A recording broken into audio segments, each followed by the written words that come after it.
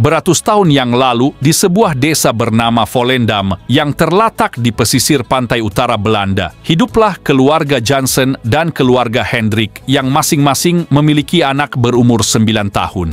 Seperti sebagian besar penduduk di desa tersebut, dua keluarga tersebut mencari nafkah dengan menangkap ikan.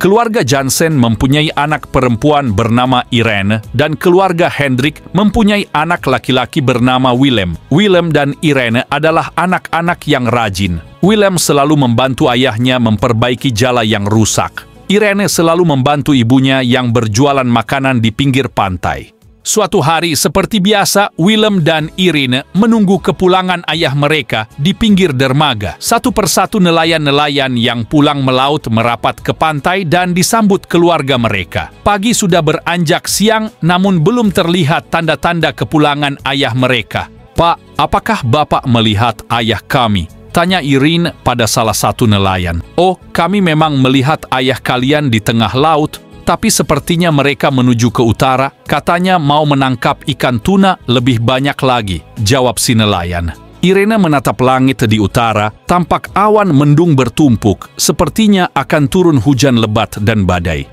Irene sangat khawatir sampai lututnya tak mampu menyangga tubuhnya hingga ia jatuh terduduk.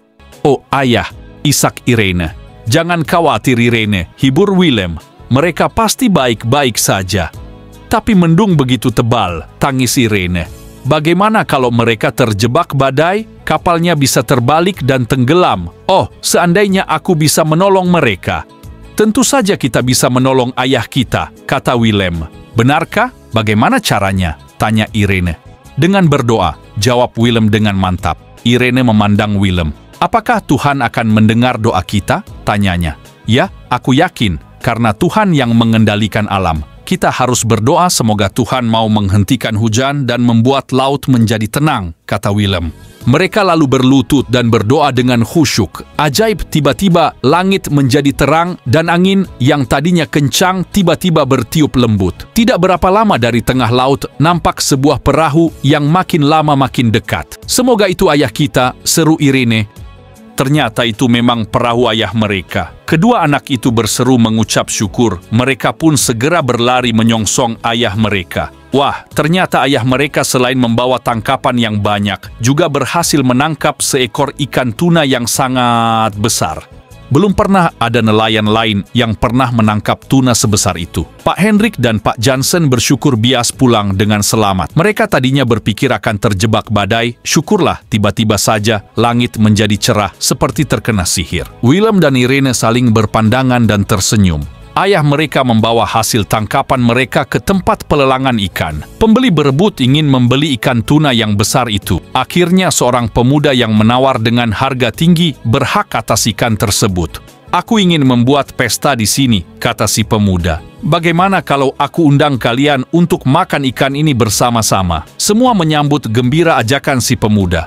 "Baiklah, saya yang akan memasak ikannya," kata Ibu Irene.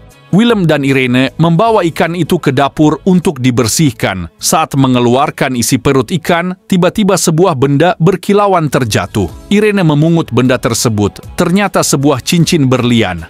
"Wah, indah sekali cincin ini," seru Irene. "Harganya pasti mahal sekali." "Oh, aku ingin sekali memilikinya." "Jangan Irene," cegah Willem.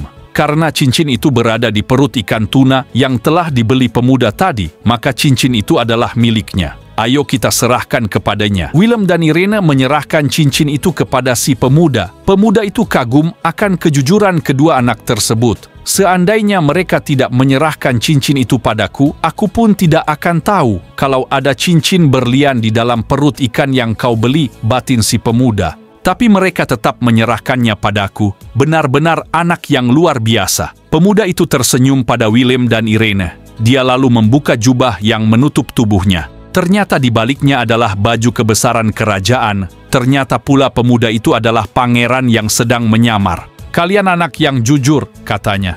"Aku sangat menghargainya. Untuk itu mulai besok aku akan membawa Willem ke istana. Kau kuangkat sebagai pengawal pribadiku. Dan Irene ibuku pasti akan sangat senang bertemu denganmu. Dia sangat ingin punya anak perempuan." Bagaimana kalau kau kuangkat sebagai adikku?" Sejak saat itu, Willem dan Irene menjadi anggota kehormatan kerajaan. Berkat sebuah kejujuran, mereka bisa hidup mulia.